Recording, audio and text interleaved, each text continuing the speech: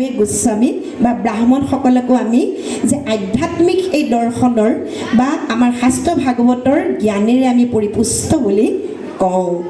কিন্তু সেই তেনেধৰণৰ যাতে নাজিৰা মহাবিদ্যালয় যাতে আপোনালোকে অনাগত দিনত নাম কৰে, মোক আমাৰ ভাতৃ ভাস্কৰ মাজৰ পৰা আমি ড্ৰাগছ নামৰ বৰবিটো কেনেকৈ নোহোৱা কৰিম।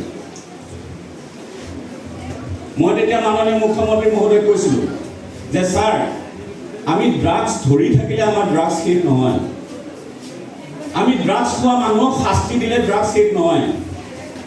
ড্ৰাগছ শেষ হ'ব কেতিয়া? যেতিয়া আমি নতুন প্ৰজন্মৰ মাজত ড্ৰাগছৰ ভয়াৱহতাৰ বিষয়ে আমি জনাম।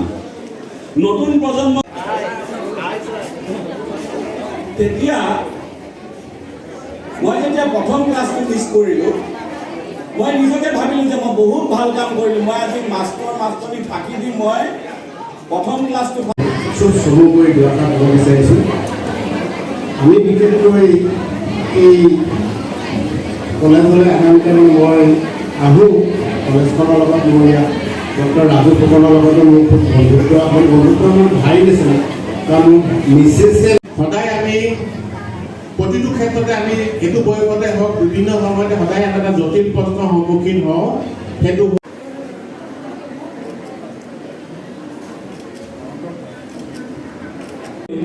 আমাৰ নাজিৰা মহাবিদ্যালয়লৈ অহাৰ বাবে নৱাগতসকলক অশেষ ধন্যবাদ জ্ঞাপন কৰিছোঁ।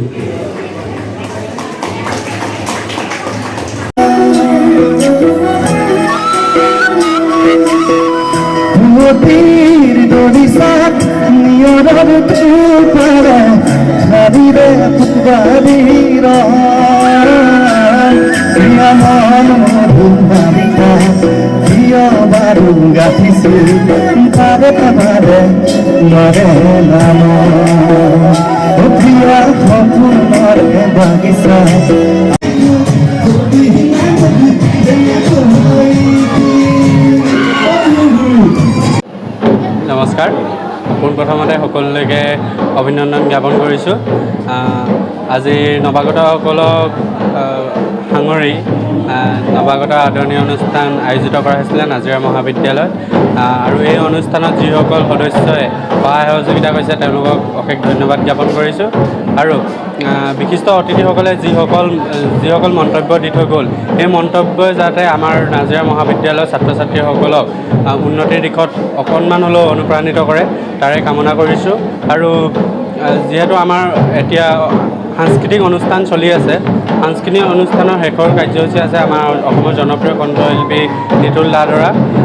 তেওঁ আহি সাংস্কৃতিক পৰিৱেশন কৰিব আৰু তাৰপিছতে আমাৰ আজিৰ এই কাৰ্যসূচী সমাপ্ত হ'ব। আৰু লগতে আজি আমাৰ 2022-23 বৰ্ষৰ আলোচনীখন উন্মোচন কৰা হ'ল, যিটো বৰগোহাঁই ডাঙৰীয়াৰ হাতেৰে কৰিবলৈ আহিলে।